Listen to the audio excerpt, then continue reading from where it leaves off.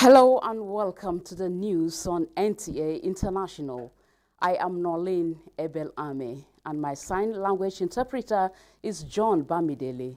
Now the headlines. President Tinubu assures Nigerian armed forces of commitment towards strengthening its role in protecting the nation's territorial integrity. Nigeria's First Lady inaugurates National Youth Service Corps Digital Museum of Dynamic History and Television Studio. Plus, Pope Francis tasked leaders at World Economic Forum to keep close oversight on the development of artificial intelligence.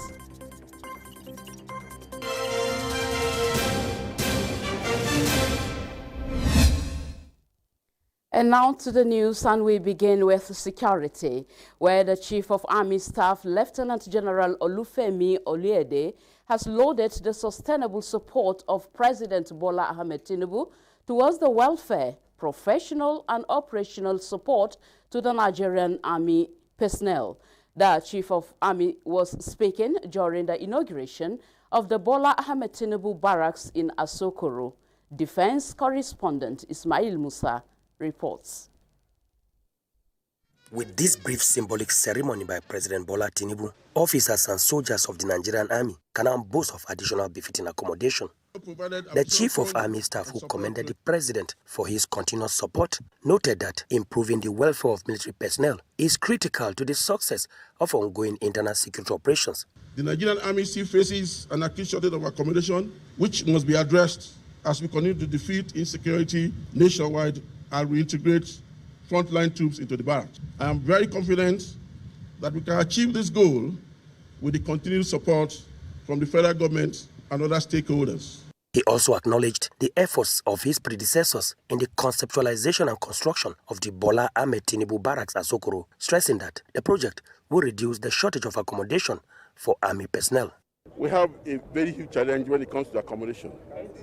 And I noted the fact that over 40% of the Army as we speak are not accommodated.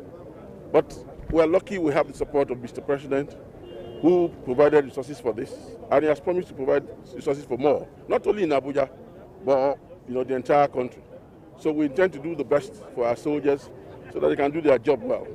The barracks project that began in 2021 has 16 major general quarters, 34 brigadier general quarters, 264 corporal and below flats, worship and sports centers.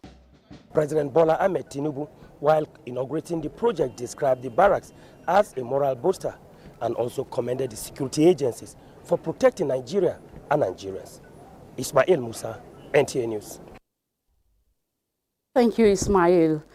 As a cornerstone of national development, a sincere study of history to understand the present will help Nigerians forge new paths for the future, particularly by taking advantage of technology. First Lady Oluremi Tinubu stated this while inaugurating the National Youth Service Corps Digital Museum of Dynamic History and Television Studio at the headquarters of the scheme in Abuja. State House correspondent NTAi reports. For several years since its establishment in 1973, the National Youth Service Corps has affirmed its commitment to the promotion of Nigeria's unity in diversity by promoting culture. Useful to this generation and generations to come. The establishment of this digital museum of dynamic history by the scheme is to further expand the frontiers of its mandate, leveraging digital technology in line with global best practices. Nigeria's First Lady Oluremi Tinubu, while undertaking a guided tour of the museum, applauded NYSC for undertaking the project to further drive national integration and bridge gaps between youth potentials and community needs. The digital museum, as I have been informed, is not merely a repository of artifacts. It is a dynamic chronicle of our shared history, values, and aspirations as a nation. It represents the various interventions the NYSC members who, through their selfless service have left indelible marks across diverse sectors. By embracing technology in this initiative, the NYSC has aligned itself with global best practices in line with the renewed hope agenda of His Excellency President Bola Ahmed Tinubu GCFR to harness innovation and technology to drive digital economy. She notes the effort by the youth to preserve and promote Nigeria's history in a contemporary world affirms their strong belief in the unity of the country. Whether facing challenges or opportunities, Nigerian youth rise with unshakable determination, proving that their strength lies in unity and promise of a brighter tomorrow for our nation. I hope this initiative will inspire and show the courage of the young people, encouraging them to contribute positively to the society. As a center for historical research, the new digital museum is expected to preserve and project the historical legacies of Nigeria. May it remind us that through service and collaboration, we can forge a brighter future for our nation. The first lady, who also inaugurated a new studio of NYSC television, also participated as a guest in a maiden studio interview of the station. In Abuja, NTAi, NTA News. In other news, the Ministry of Information and National Orientation is being repositioned to increase service delivery through effective synergy with ministries, departments and agencies of government, in line with the quest of the Renewed Hope agenda. The Minister, Mohammed Idris, reassured when he played host to the top management of Bureau of Public Procurement, led by the Director General, Adebowale Adedokun. Salihu Abdullahi Gwanara reports. The visitors and the host have the mandate as drivers of the Renewed Hope policies in their respective offices. Barely 2 months in office as the Director General of Bureau of Public Procurement, this is an opportunity to share the vision of the agency he supervises. We want our local contractors to build their capacity in such a way that they can be competitive, not only nationally, but globally. We want them to own Nigeria. If our resources remain in this country, then we'll begin to generate more revenues. We begin to build more schools. But where we do not encourage our local contractors to win contracts, that means we'll continually depend on others to survive. Under our watch, we intend to pursue that agenda vigorously. And you may know in time past that things get delayed in BPP. That is no longer the case. It has changed. In the last 1.5, about 5 weeks now, the turnaround time has almost gone below 20 days. The Minister of Information and National Orientation, Mohammed Idris, wants public and private organizations to key into the vision of the Bureau of Public Procurement as a tool for job creation, whose activities have so far promoted fairness, accountability towards good governance. And if you know what you want, someone should not tell you how you want it. Yes, the only thing that you can be told is to fit that need into the guidelines that are set up by governments to ensure transparency, accountability, and efficiency. And this is, I think, the major takeaway. The fact that you are allowing people to take ownership of their own procurement process while abiding by rules and regulations of the game. I want to tell you, DG, that the Ministry of Information will help to propagate this. Our platforms are there. We have the Nigerian Television Authority. We have the Federal Radio Corporation of Nigeria. We have the News Agency of Nigeria. We have the Voice of Nigeria. We have the National Orientation Agency. He assured that under his watch, the Ministry of Information and National Orientation will be a one-stop shop for updates about activities of the Renewed Hope government. In Abuja, Salihu Abdullahi Gwanara, NTA News. And elsewhere, Minister of Aviation and Aerospace Development, Festus Keyamo, has officially performed the groundbreaking ceremony of GJet State-of-the-Art Flight Support and Engineering Facility in Abuja, with the hope of elevating Nigeria's aviation services to global standard. At the ceremony, the minister applauded the initiative, which is capable of providing support services for flights, including handling, fueling, and maintenance, as well as providing training services for aviation professionals, including pilots, engineers, and technicians. The project, which will be constructed by the China Civil Engineering Construction Corporation in collaboration with other partners, is expected to enhance operational efficiency, attract investment, and support Nigeria's long-term economic growth. In a related development, the minister visited the Ekiti Agro-Allied International Cargo Airport to inspect facilities and assess its readiness for operations. Keamo expressed his satisfaction with the airport's state-of-the-art facilities, including its international standard runway.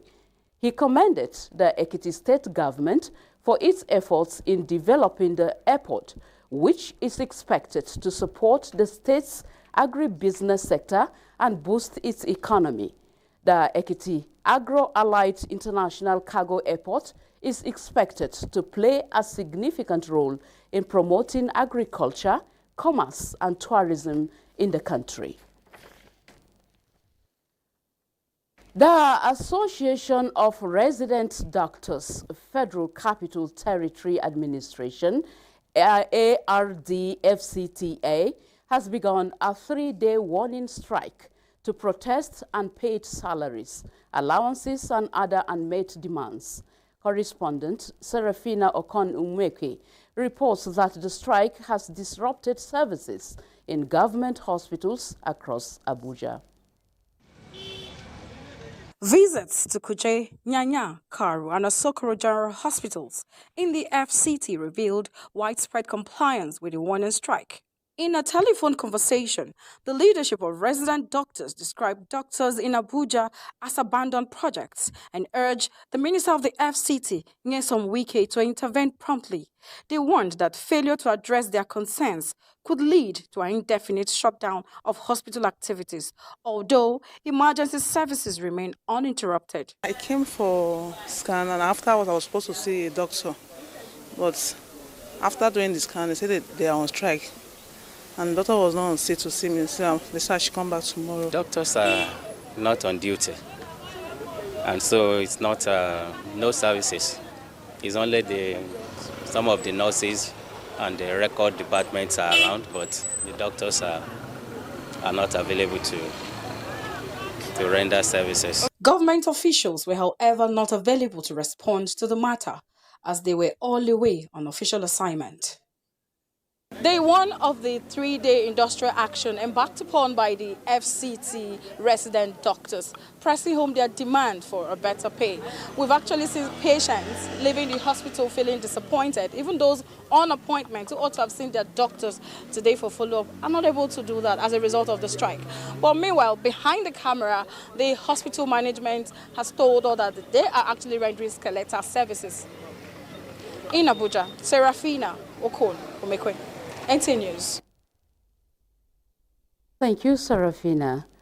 The destruction of fake products is a testament to NAFDAC's commitment to safeguarding the health of Nigerians. In the message, the Director General National Agency for Food and Drug Administration and Control, while destroying some fake products worth over 1 billion naira at Kuje dump site, urged members of the public to be vigilant and to report any suspicious products to agency. Hamman Jabani reports. Fake products, counterfeit drugs, unwholesome food products, and substandard cosmetics pose a significant threat to public health and safety. These, among many other reasons, saw National Agency for Food and Drugs Administration and Control (NAFDAC) last year double its efforts, which saw another set of harmful products removed from circulation, preventing them from causing further harm.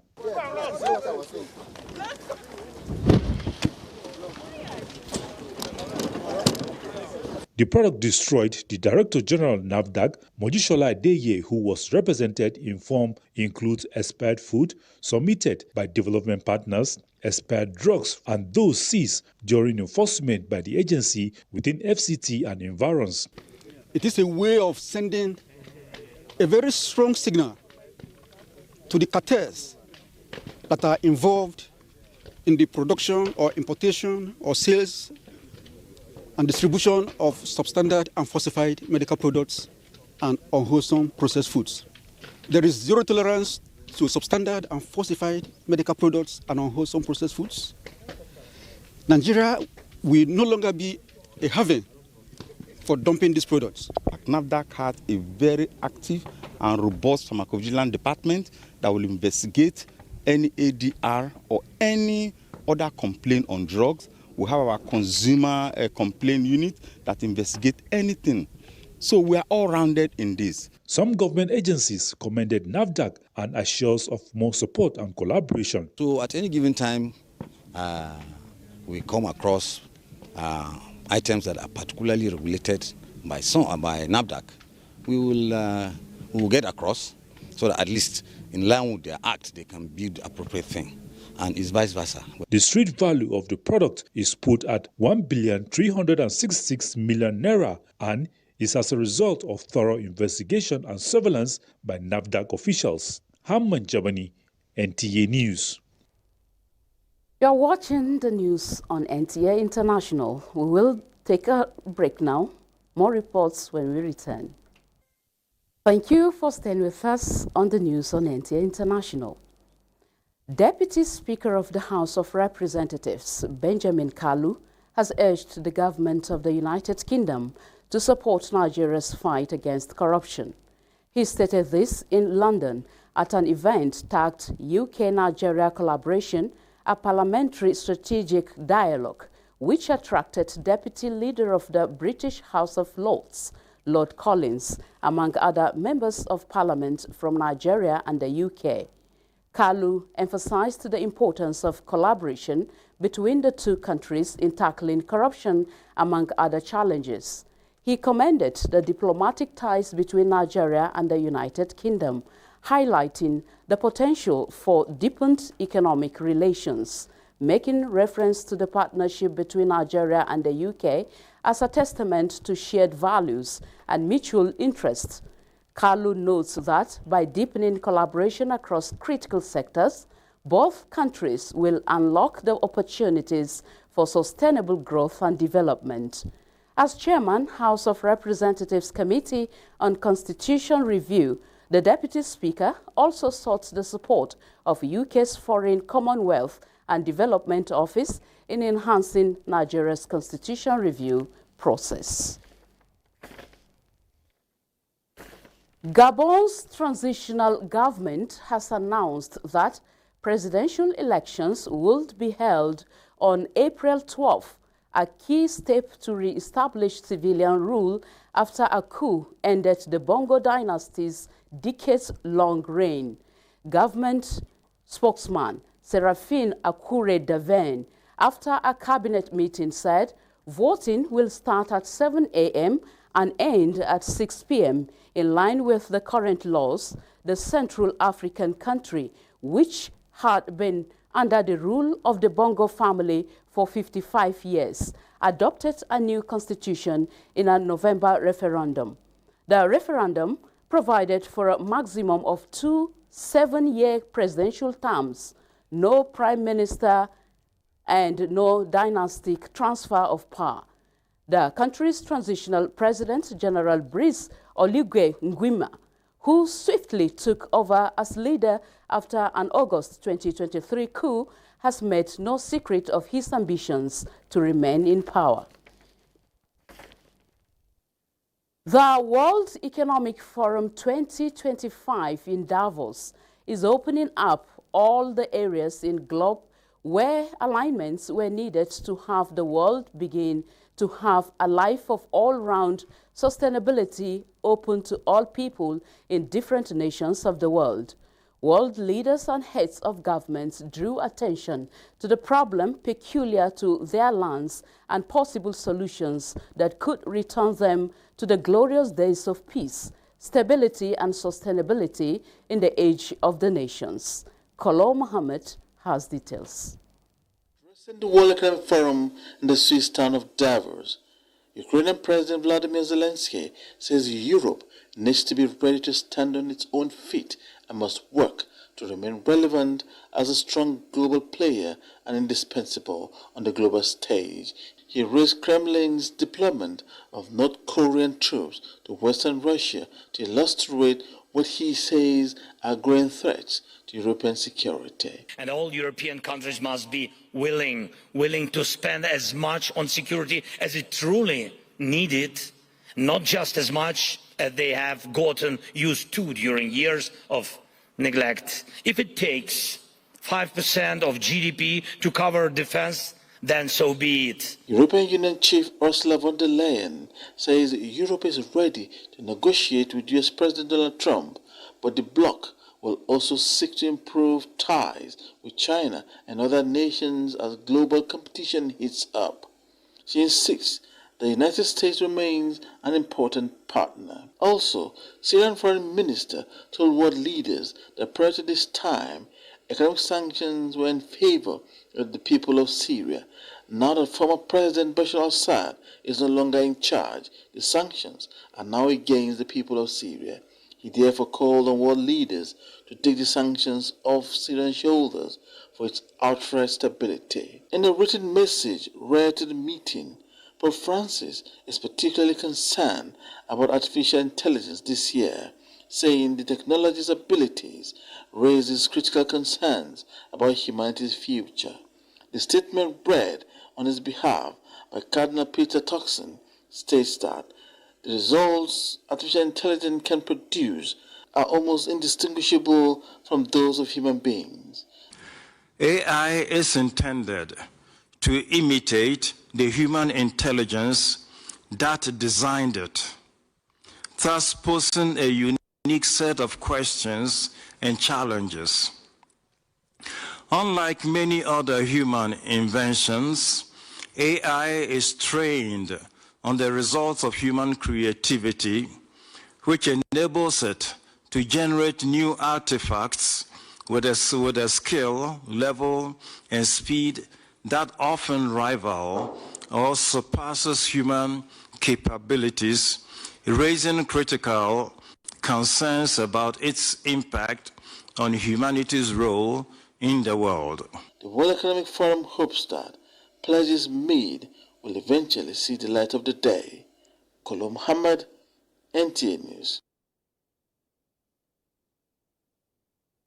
Kolo Mohammed also reports that thousands of additional active duty U.S. troops are heading to the southern U.S. border with Mexico, just 2 days after President Donald Trump mandated that the U.S. military step up its presence there. Already, there are roughly 2,200 active duty forces at the border as part of the joint task. It is not yet clear which specific units are being ordered to the border, but an initial wave will include about 1,500 troops, with first operations for them to commence within the next 24 or 48 hours. Acting Secretary of Defense Robert said he directed the Defense Department to begin augmenting its forces at the southwest border with 1,500 ground personnel, as well as helicopters with associated crews. U.S. Transportation Command had been instructed to use U.S. military assets, including military aircraft, for migrant repatriation. White House Press Secretary Caroline Leavitt also confirmed the number to news agencies at the White House on Wednesday. President Trump signed an executive order 1,500 additional troops to the United States southern border. This comes off as his day one action directing the Department of Defense to make Homeland Security a core mission for the agency. The Trump administration asked the military earlier this week to be prepared to deploy up to 10,000 active duty troops immediately, setting off a scramble inside the Pentagon. One of the officials, another person familiar with the matter, told news agencies military officials have pushed back on that because they believe that sending so many troops to the border at once could pull them away from other mission requirements elsewhere in the world and strain resources. In other news, a very dry winter with heavy winds are creating extremely dangerous wildfire situations. Wildfires in Los Angeles have turned relentless as efforts to contain the fires have turned impossible from a week ago. Acres of lands have been lost, properties destroyed, and many people displaced or killed. Firefighters have been overwhelmed, resources have been run out of as foreign aid is sought to continue to keep more people and land safe in the USA. Meanwhile, fire officials have called on citizens to remain cautious, vigilant and careful, as weather conditions have remained favorable for dry, strong winds that aid the speed with which wildfires travel to cause deadly havoc in and around neighborhoods. Kola Muhammad, NTA News. And that concludes the news on NTA International this evening. Thank you so much for watching. I am Nolin Ebel Ame, and my sign language interpreter has been John Bamidele. Do have a peaceful night rest.